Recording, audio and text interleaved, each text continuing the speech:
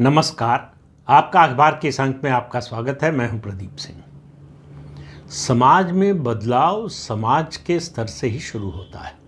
कानून से समाज में बदलाव नहीं होता, कानून उस बदलाव में सहायक बनता है। और यही हो रहा है शरिया कानून को लेकर या कहें मुस्लिम पर्सनल लॉ को लेकर। अब मुस्लिम पर्सनल लॉ को बचाने में कांग्रेस न जाने कब से लगी हुई है, और कम्युनिस्ट पार्टियां तो बिल्कुल, उन्होंने केवल इस्लाम स्वीकार नहीं किया, बाकी सब जो है इस्लाम के मुताबिक देश चले, ये शायद उनकी इच्छा भी है और इसका प्रयास भी करते हैं। यूसीसी पर प्रकाश करात की आप बात सुनिए। उसका विरोध करते हुए केरल में सीपीएम ने सेमिनार कराए कई, लेकिन प्रकाश करात ने कहा कि यूसीसी यानी यूनिफॉर्म सिविल कोड लाने की जो भाजपा की नीति है, जो घोषणा है, जो घोषणा पत्र में कहा है, वो दरअसल देश को हिंदू राष्ट्र बनाने की, देश से धर्मनिरपेक्षता को खत्म करने की कोशिश है। कांग्रेस पार्टी भी इसका विरोध कर रही है कि सबके लिए समान कानून हो ही नहीं सकता। कैसे समान कानून होगा? अब उसको लॉ कमीशन की याद आ रही है। 2018 में एक रिपोर्ट आई थी लॉ कमीशन की और कहा था कि यूनिफॉर्म सिविल कोड लागू नहीं होना चाहिए, लेकिन उसके बरक्स जो है उसके सामने हमारा संविधान है। संविधान के डायरेक्टिव प्रिंसिपल में बड़े स्पष्ट शब्दों में कहा गया है कि देश की सरकार को यूसीसी यानी यूनिफॉर्म सिविल कोड लाने पर विचार करना चाहिए, कानून बनाना चाहिए। और सुप्रीम कोर्ट के 2-3 जजमेंट आ चुके हैं जिसमें सरकार से कहा है कि उसको यूनिफॉर्म सिविल कोड बनाने पर विचार करना चाहिए और कानून बनाना चाहिए।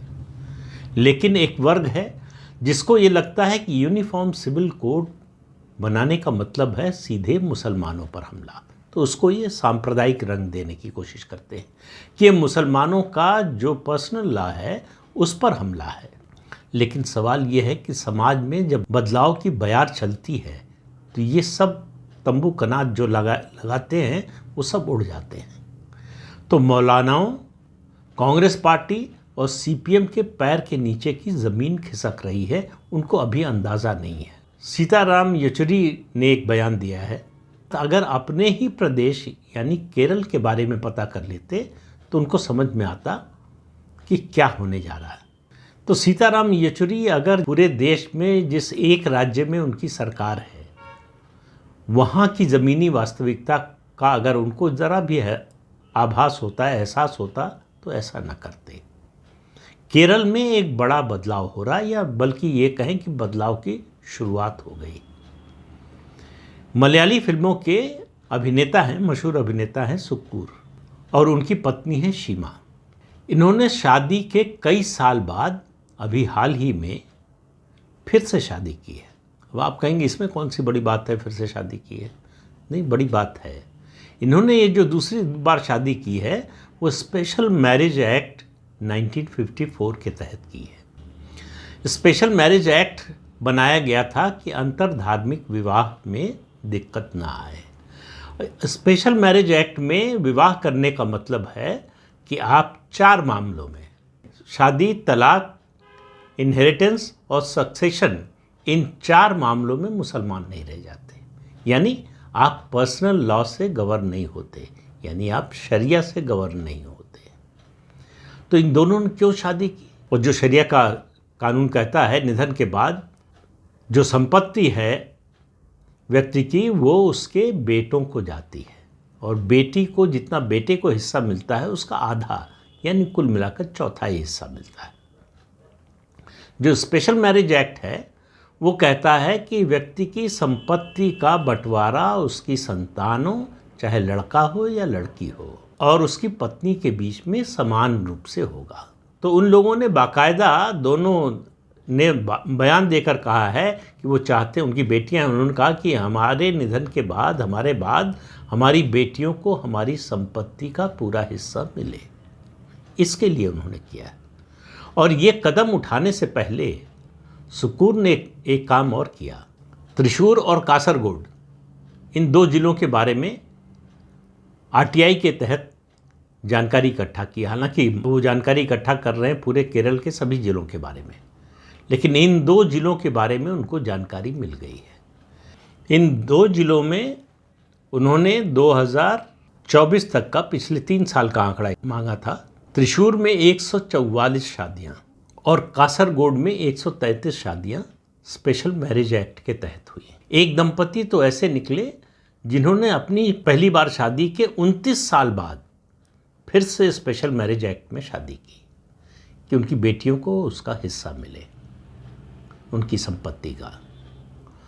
तो ये शरिया को नेगेट करने वाली बात है, शरिया के खिलाफ जाने वाली बात है। और ये काम कोई हिंदू संगठन नहीं करा रहा है, मुस्लिम समाज से अपने आप ये आवाज़, ये पहल हो रही है। उनको समझ में आ रहा है कि दुनिया बदल रही है। आज के समय में लड़के और लड़की में भेद करना, इससे बड़ा अपराध कोई नहीं हो सकता। तो बेटी है इसलिए उसको संपत्ति में हिस्सा न मिले, तो अब वो स्पेशल मैरिज एक्ट के तहत जो है इंडियन सक्सेशन एक्ट से गवर्न होंगे। इंडियन सक्सेशन एक्ट 1925 से गवर्न होंगे। जो शरिया एक्ट था 1937 का, उससे गवर्न नहीं होंगे। अब आप समझिए कि दरअसल जो उद्देश्य है यूनिफॉर्म सिविल कोड का, वो भी यही है, जिसकी शुरुआत आम जनता से हो चुकी है। चूँकि ये दंपत्ति जो है वो समाज के नायकों में माने जाते हैं, उनका उदाहरण देखकर दूसरे लोग इसका अनुसरण कर रहे हैं। अब आप इस बात को समझने की कोशिश कीजिए कि ये जो हवा चल रही है, ये यूनिफॉर्म सिविल कोड की ज़मीन तैयार कर रही है, उसके लिए आधार तैयार कर रही है। उसका रेजिस्टेंस जो है वो आम मुसलमान की ओर से नहीं रह जाएगा। ये पार्टियां जो मुसलमानों को वोट बैंक समझती हैं, जो नेता उनको वोट बैंक समझते हैं, उनकी ओर से रह जाएगा। सुप्रीम कोर्ट का अभी 2 दिन पहले फैसला आया है, उसके बारे में वीडियो में मैंने बताया था। सुप्रीम कोर्ट ने कहा कि किसी भी धर्म मजहब की महिला हो, उसको तलाक के बाद गुजारा भत्ता मांगने का अधिकार है। ये उसका फंडामेंटल राइट है, इसमें धर्म कहीं नहीं आता। अब इस फैसले के बाद से जो है मौलवियों में बड़ी बेचैनी है। अरशद मदनी की संस्था है जमात उलमा हिंद, उसकी बैठक हुई 2 दिन, लेकिन कोई निर्णय नहीं निकल पाया। एक आपको किस्सा सुनाता हूँ उत्तर प्रदेश का। उत्तर प्रदेश में मुलायम सिंह यादव मुख्यमंत्री थे। उस समय जफर याब जिलानी, जो बाबरी मस्जिद एक्शन कमेटी के वकील थे, उन्होंने एक प्रस्ताव दिया मुलायम सिंह यादव के सामने कि सरकार एक कानून लाए। और उस समय भी दबाव बन रहा था कि लड़कियों को संपत्ति में हिस्सा देना चाहिए, बढ़ना चाहिए, ये बड़ी खामी है जो है इस्लाम की। तो उन्होंने कहा सरकार एक कानून लाए जिसमें ये व्यवस्था करे कि संपत्ति में, व्यक्ति की संपत्ति में 33% हिस्सा लड़कियों को मिलेगा। मुलायम सिंह तैयार हो गए, उनको लगा इससे हमारा वोट बैंक और मजबूत होगा। उन्होंने अफसरों से कहा कि जो है कानून ड्राफ्ट करो, लेकिन सीनियर IAS अफसर कुछ थे, उन्होंने विरोध किया इसका।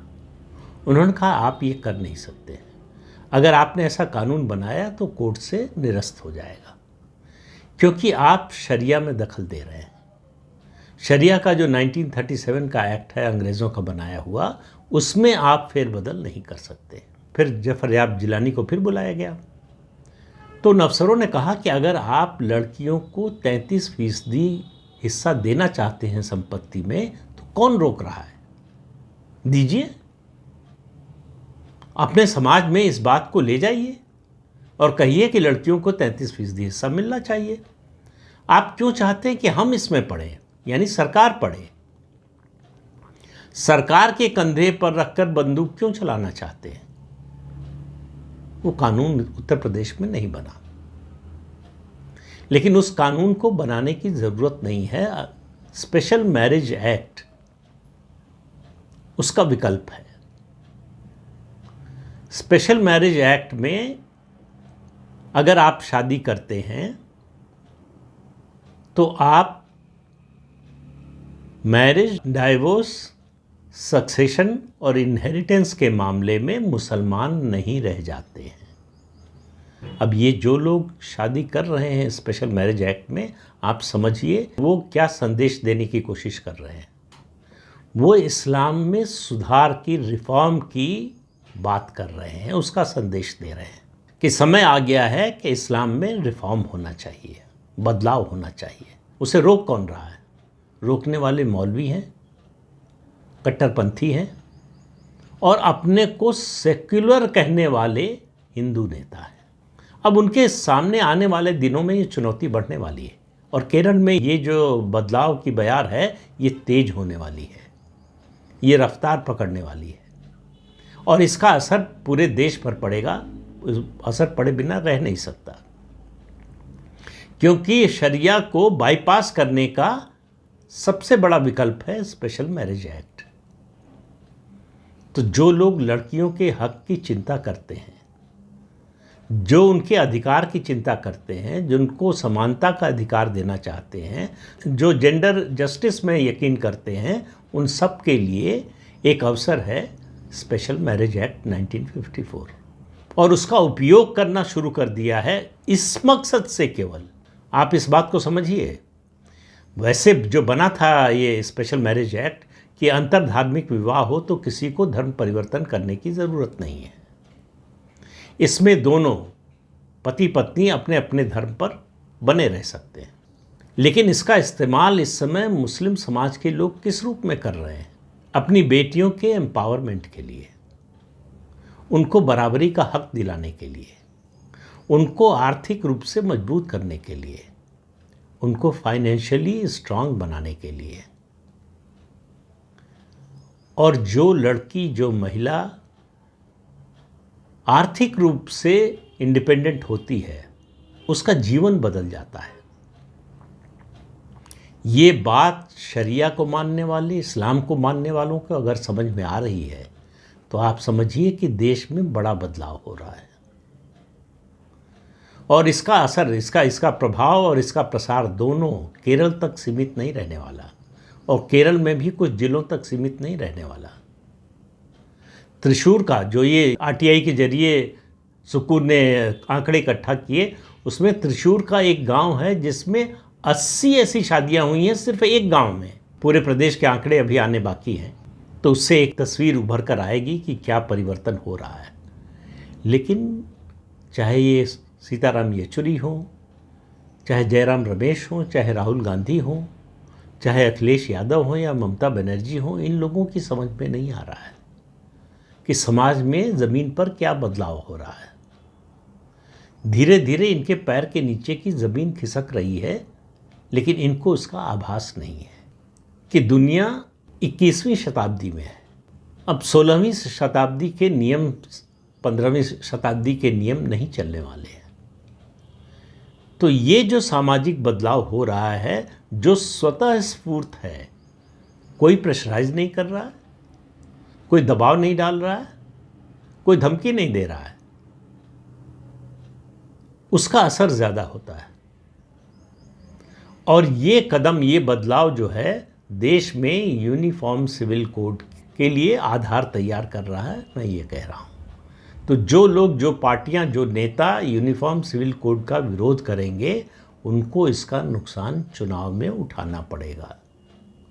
ये बात शायद उन लोगों की समझ में, उनको लगता है कि यूनिफॉर्म सिविल कोड भाजपा का एजेंडा है, इसका विरोध करने का मतलब है कि भाजपा का विरोध कर रहे हैं और इसका विरोध करने का मतलब है हम मुसलमान का समर्थन कर रहे हैं। वो ये बात नहीं समझ रहे हैं कि मुसलमान की राय इस बारे में बदल रही है। इस बदलाव को ये तथाकथित धर्मनिरपेक्ष पार्टियों के नेता अभी तक समझ नहीं पाए हैं। तो देखिए आगे क्या होता है। तो इस अंक में इतना ही, अगले अंक में फिर मिलेंगे किसी नए मुद्दे के साथ। तब तक के लिए अनुमति दीजिए।